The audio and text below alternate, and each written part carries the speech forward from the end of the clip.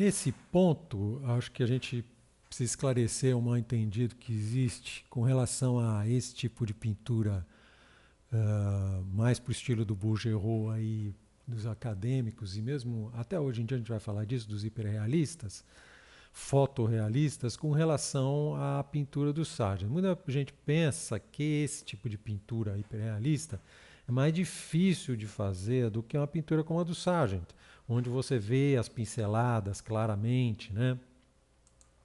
Essa aí é uma pintura do Sargent ainda de começo de carreira dele, quando ele ainda fazia a coisa um pouquinho mais esfumada, né?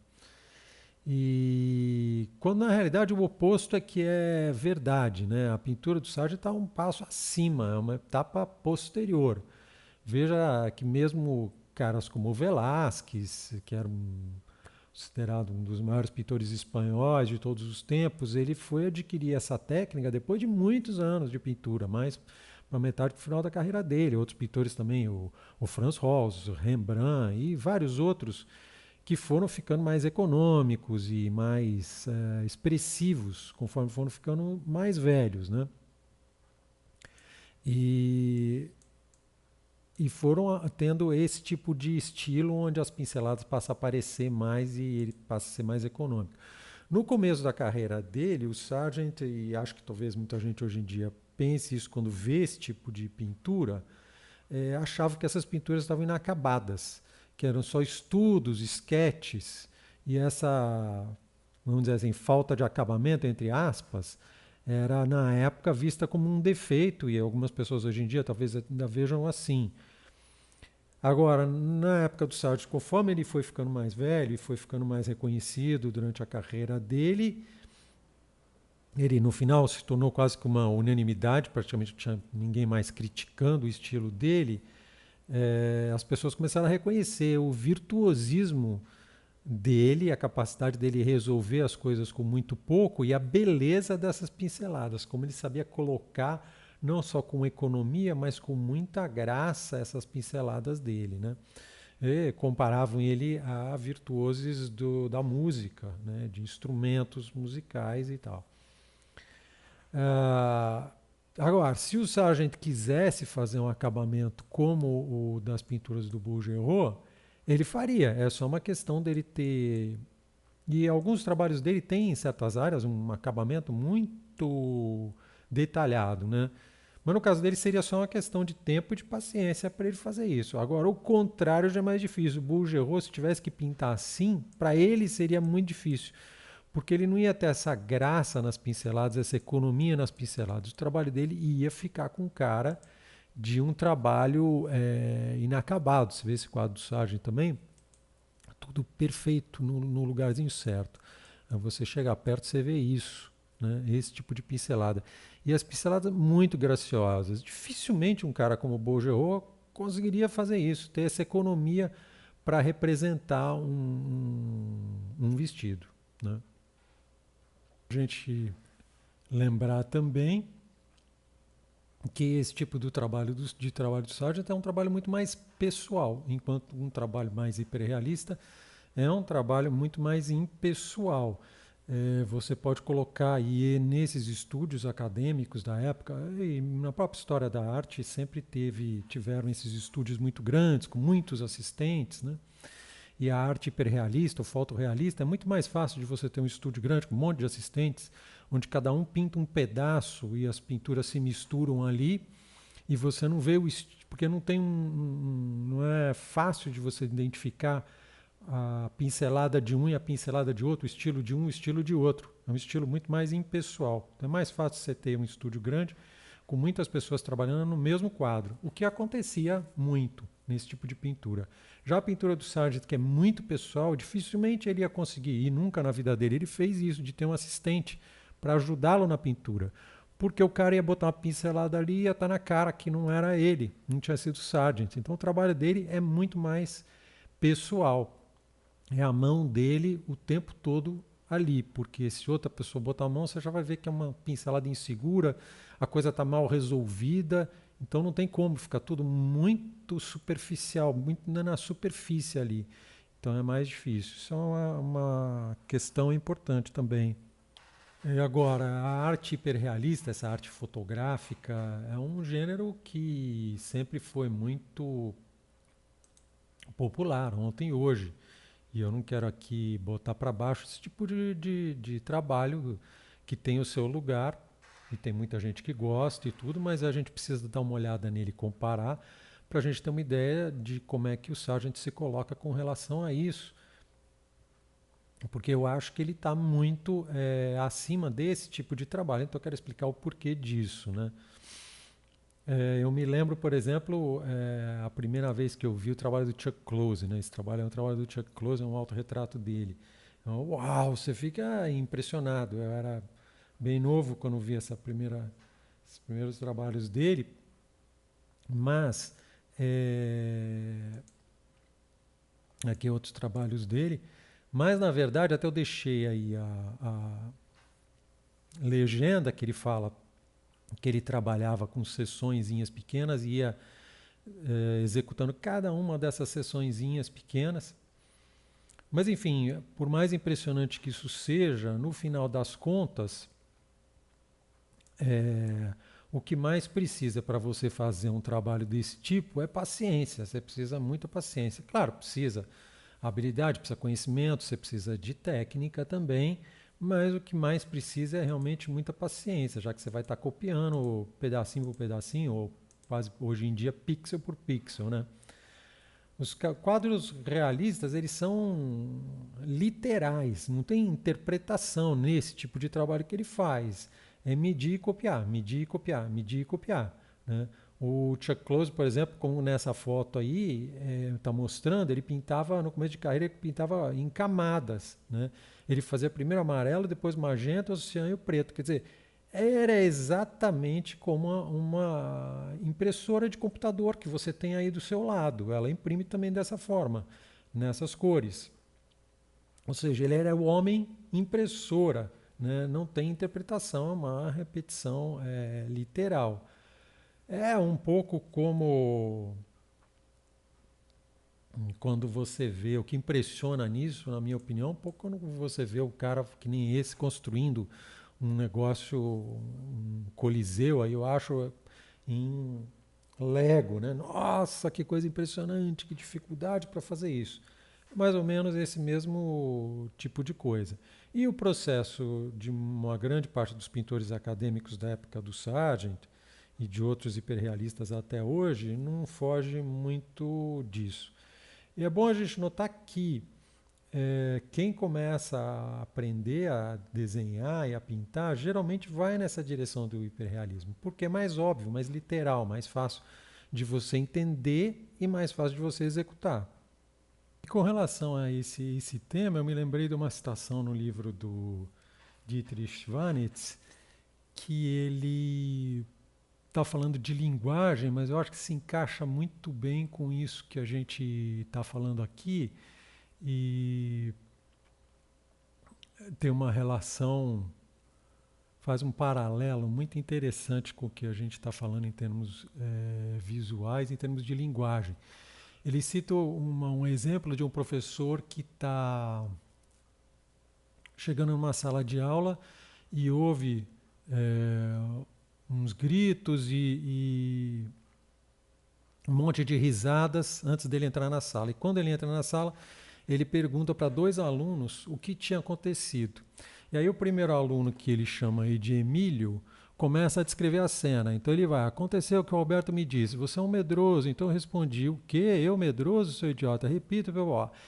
E ele está aí, até coloquei aí para você poder ler exatamente o que está no livro. E ele descreve a cena para o professor. O segundo aluno, que ele chama de Alberto, só fala o seguinte, fizemos uma aposta absurda para ver se ele se atrevia a gritar o mais alto que conseguisse. E aí ele vai e pergunta, qual dos dois é o melhor aluno? Né? O Emílio, que é o primeiro, ele não consegue se desvincular da forma exata que a cena passou. Para ele, a estrutura da experiência está completamente fundida na dramaturgia da cena. Ele precisa reproduzir toda a cena. Agora, o segundo aluno já não, ele desvincula a estrutura em que as coisas se passaram e simplesmente caracteriza a situação de absurda. Então, nesse exemplo dele, tem muito a ver com a nossa questão do Sargent versus o hiperrealismo. O hiperrealismo é o primeiro lá, o Emílio, que ele quer falar e descrever tudo e cada detalhe e cada vírgula. Ele não consegue, ele não tem capacidade de síntese e de interpretação. Que eu acho que é uma oposição aí que é importante da gente fazer essa comparação entre os dois. Como um é literal e como o outro é muito mais interpretativo e consegue desvincular as coisas.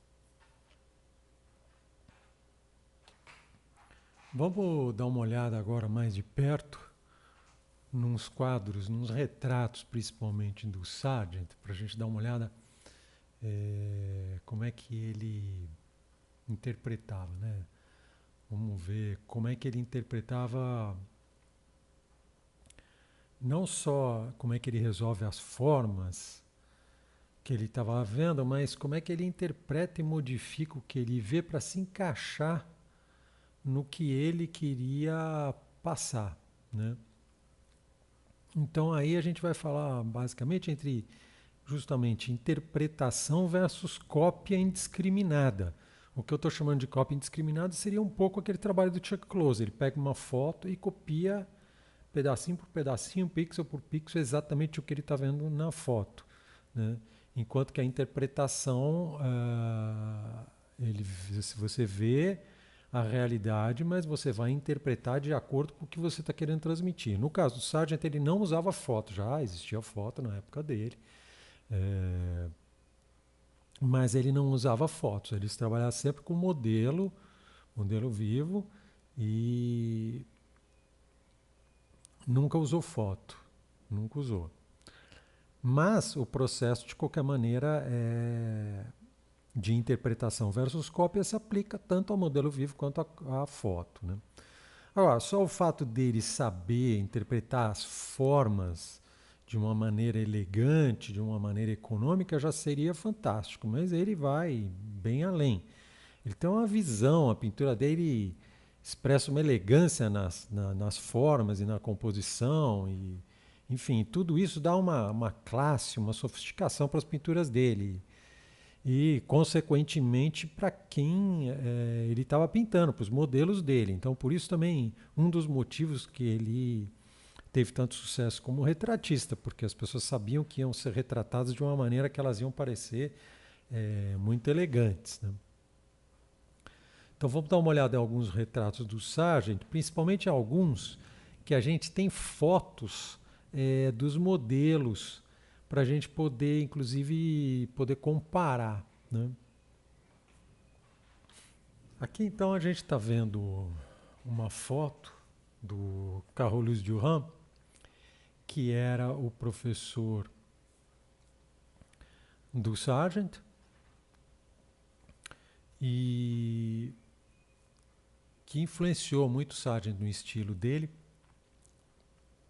E nessa outra imagem aqui é um autorretrato do próprio Carolus Duran. O próprio Carolus Duran se pintou aí alguns anos, uns 8 anos antes do Sargent fazer o retrato do professor, fazer o retrato dele, que é este retrato que a gente está vendo aí. Eu acredito que o Sargent, quando fez esse retrato, na realidade, quando ele fez esse retrato, ele fazia pouco tempo que ele tinha acabado o curso dele no ateliê do Carolus Duran. Carolus Duran era um pintor muito famoso na época, estava praticamente no auge da carreira dele, principalmente como retratista, e o Sargent tinha intenção de mandar uma pintura para os famosos salões lá de Paris, e ele queria mandar um quadro que tivesse repercussão. Então ele fez esse retrato do professor dele já com essa intenção de que o quadro chamasse atenção, não só pela técnica, pela qualidade, mas também pelo tema, porque Carolus Duran era famoso, e inclusive era o jurado do salão.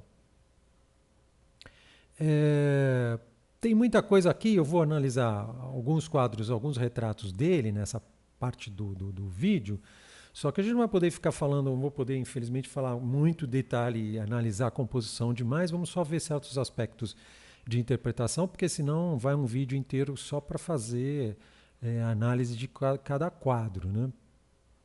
O que importa aqui é realmente esse aspecto de como é que ele interpretava o modelo que ele tinha. Eu acho que nesse autorretrato, ele usou não somente como o modelo estava naquele momento, mas ele conhecia com certeza esse retrato que o Carolus-Duran, esse autorretrato que o Carolus-Duran tinha feito, né, anos antes. Ele conhecia esse retrato, porque era professor dele, o cara tinha feito esse retrato um pouquinho na época em que ele estava começando a estudar, fez um pouco antes, foram 8 anos antes dele pintar aquele retrato. Mas ele conhecia esse retrato, sabia como é que o professor dele tinha feito. Então, acho que quando ele fez o retrato dele, ele tinha não só a imagem atual do professor dele, mas como o professor dele naquela época. E ele, obviamente, queria, de certa maneira, lisonjear e elogiar o professor, fez o professor talvez parecendo um pouco mais novo do que deveria ser. Aqui a gente tem uma foto do professor dele e ao lado o retrato que ele pintou. Agora, essa foto foi feita depois que ele fez a pintura, porque Sargent, como eu já falei, ele não trabalhava de fotos. O Carolus-Duran gostou muito do retrato que ele fez e depois, quando foi fazer uma foto, resolveu fazer a foto mais ou menos na mesma posição, com a mesma iluminação que tinha sido feito o retrato. O que foi fantástico, porque agora a gente tem uma referência para a gente olhar. E dá para a gente comparar e ver bem que ele fez a interpretação dele e não tentou seguir exatamente as feições do modelo.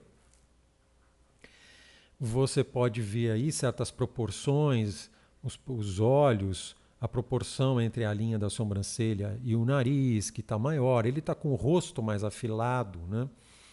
Agora, você vê que o Sargent está preocupado em retratar o modelo, mas ele está preocupado também com questões estéticas, de fazer uma imagem, uma forma harmoniosa.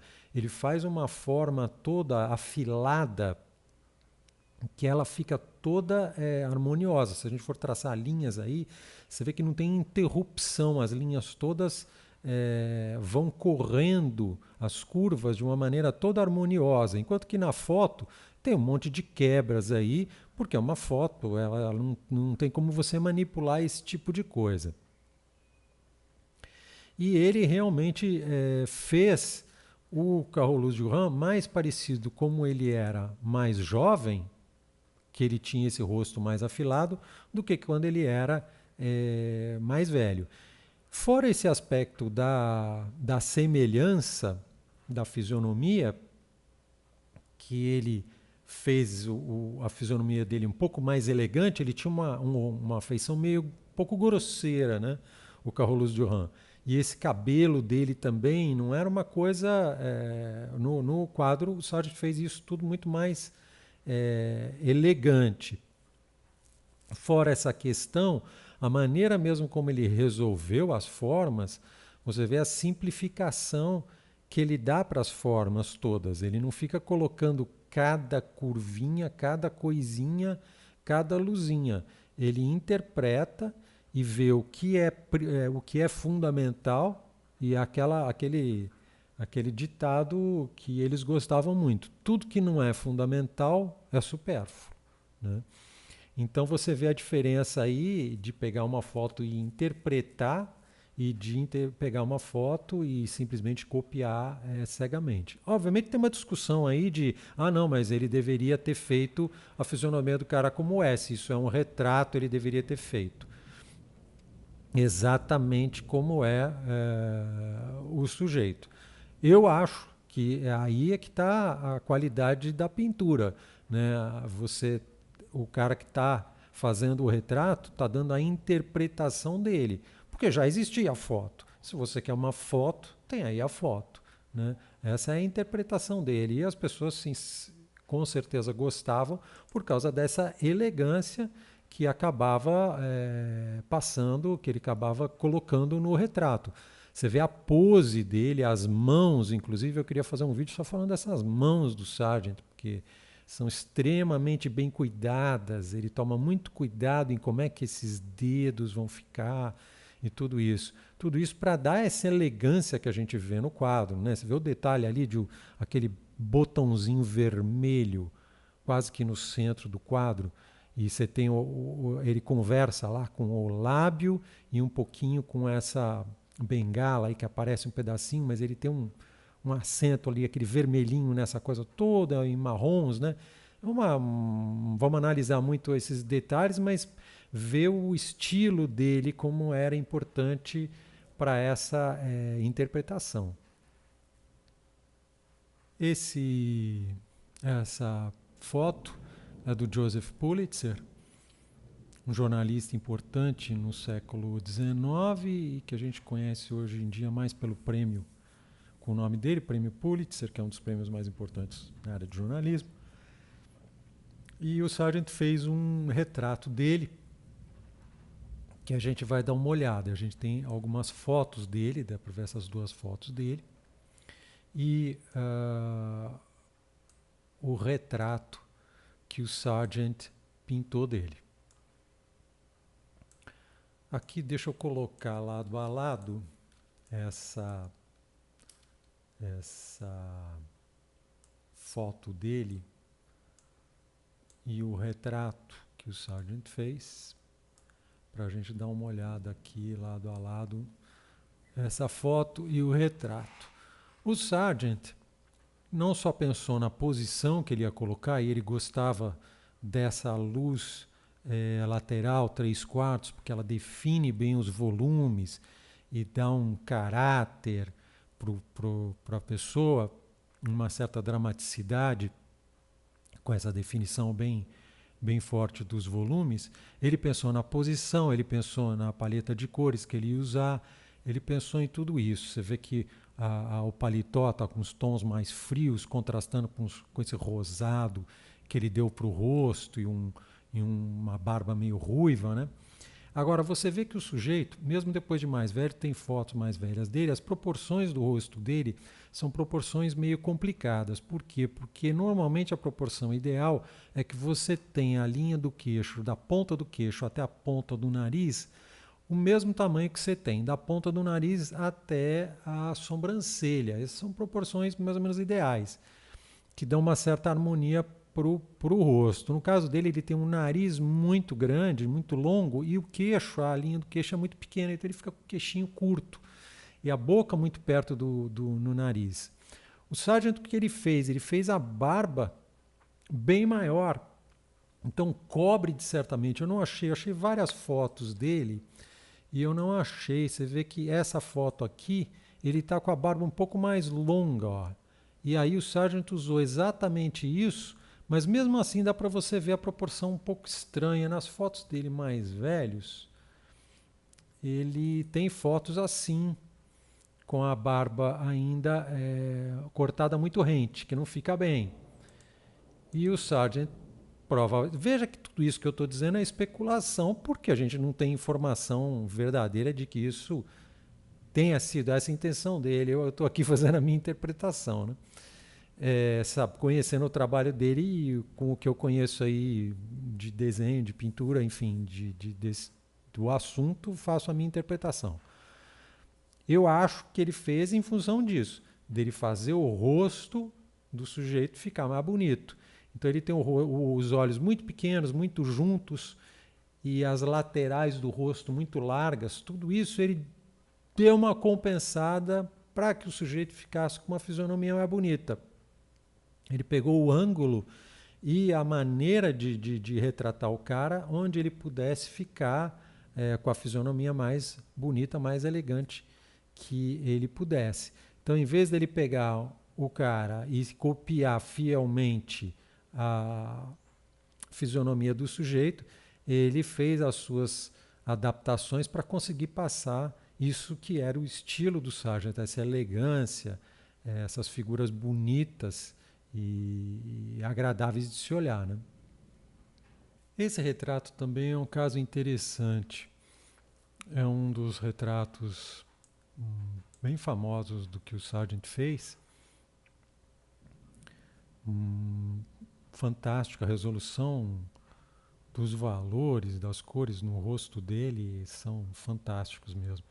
Até fiz um estudo recentemente desse quadro. Agora, é bem bacana porque o modelo aí também gostou muito do retrato e depois, alguns meses depois, fez uma foto tentando reproduzir a mesma posição do retrato que nós vamos ver agora. Até as duas estão aqui em preto e branco para a gente poder comparar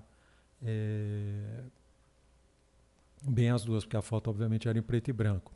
Esse retrato dele, inclusive, tiveram muitas pessoas que criticaram. Teve gente que achou genial e teve gente que criticou muito, dizendo que o que ele fez foi uma caricatura e que ele não captou de jeito nenhum a fisionomia do modelo. E dá para a gente ver que ele alongou e puxou esse colarinho para baixo e alongou o pescoço dele, fez o rosto dele bem mais afilado, bem mais marcado. Também que na foto também não está com a mesma iluminação, né? Mas ele fez o cabelo dele mais solto, com mais volume, né? Deu mais caráter mesmo para as feições do modelo, né? Também um outro bom exemplo dessa questão da interpretação, né? Um outro exemplo também muito interessante é esse quadro da Madame X, que eu quero ver se faço um vídeo sobre ele, que é um retrato super famoso e foi bem controvertido na época, mas era um quadro que o Sargent gostava muito também, que dá para a gente ver bem essa coisa da interpretação. Ele achava essa fulana lindíssima, adorava, insistiu para pintá-la e tudo, e aqui a gente pode ver o rosto dela, esse perfil dela bem de perto, e comparar, por exemplo, com um quadro feito por um outro pintor, o Gustave Courtois, para a gente ver como a diferença desses dois quadros, como um interpretou e como o outro interpretou, né? Como o Sargent tem essa coisa de tentar passar essa elegância, que ele tem isso de maneira fantástica, ele sabe o que acentuar e o que tirar. Esse quadro da direita do Gustave Courtois é bonito o quadro e tudo, mas é uma outra maneira de ver, né? A maneira ela não é, na minha opinião, esse perfil ela não está bonita de maneira nenhuma. Já na do Sargent ela tem uma elegância que é fantástica, né? Esse perfil dela. E tem uma foto dela que a gente pode ver ela também de perfil. O Sargent pegou um ângulo meio de baixo para cima, né, que também ajudou a dar esse efeito que ele queria e pegar exatamente as curvas desse perfil dela que ele achava que deixavam ela mais interessante, mais bonita. Então aí mais um exemplo do que realmente fazer do que essa interpretação que o Sargent dava, né? E aqui eu queria mostrar a título de comparação os trabalhos de um outro pintor, o Giovanni Boldini, um italiano que era um pouquinho mais velho que o Sargent, trabalhava nessa época, também famoso pelos retratos dele, que se algumas pessoas achavam que o estilo do Sargent era caricato, esse estilo do Boldini, então, é a caricatura do estilo do Sargent, porque é super exagerado na realidade. Ele não tinha a mesma capacidade, o mesmo talento, o mesmo virtuosismo que o Sargent tinha, mas pintava com estilo também deixando pinceladas e tal, mas exagerando as figuras e as poses bem mais, né? Você vê esse tipo de solução que ele dá é bem exagerado, né? O pescoço da mulher bizarro, né? A própria composição é tudo bem exagerado. O Sargent, na minha opinião, tem a medida certa de introduzir um pouquinho, de acentuar algumas coisas, exagerar um pouquinho algumas coisas em função de uma elegância. Eu acho que o do Boldini ele passa um pouco da linha, pesa um pouco a mão, né? Nesses trabalhos dele, já fica bem mais caricato. Mas ele tem um trabalho também muito interessante. Ele tem essa coisa de deixar o trabalho, por exemplo, inacabado, que o Sargent nunca fazia. As pinceladas do Sargent são sempre pinceladas que têm um propósito, a gente vai falar disso daqui a pouco. Né? Enquanto do Boldini, às vezes ele fazia esse tipo de coisa de deixar o quadro de propósito assim inacabado. Né?